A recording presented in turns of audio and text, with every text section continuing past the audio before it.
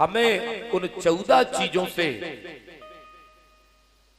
इस पूतना रूपी अविद्या से बचाना है। वो 14 कौन है?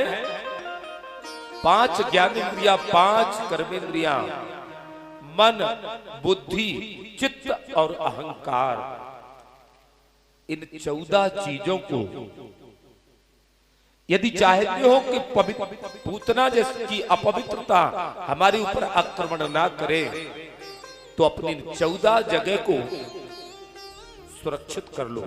इन पर ठाकुर जी का नाम अंकित कर दो।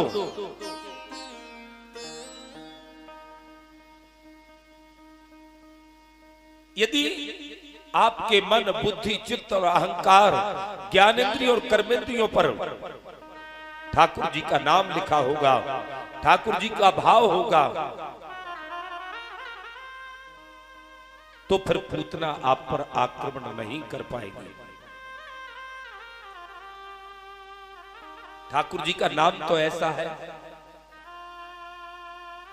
देखो एक कागज पे रोज अखबार छपता है जिसमें चोरी हुई, हिंसा हुई, डकैती हुई, फलाने ने ऐसा कहा, ठिकाने ने ऐसा कहा, दुनियादारी की बातें होती हैं।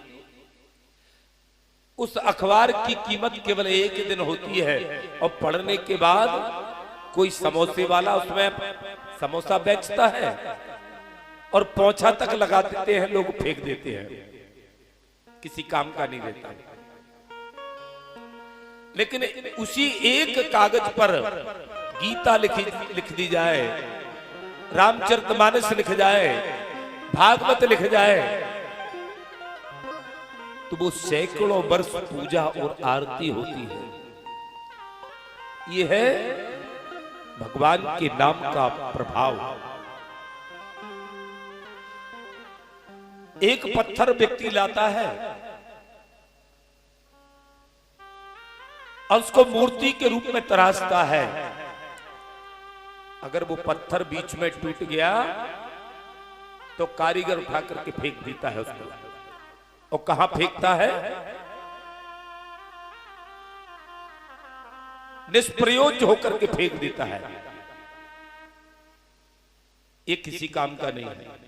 पर जानते हो, जब सीढ़ियां बनती हैं और नहीं है तो कहीं जब भराव होना होता है तो कहता है इसको डाल दो, इसका क्या उपयोग है।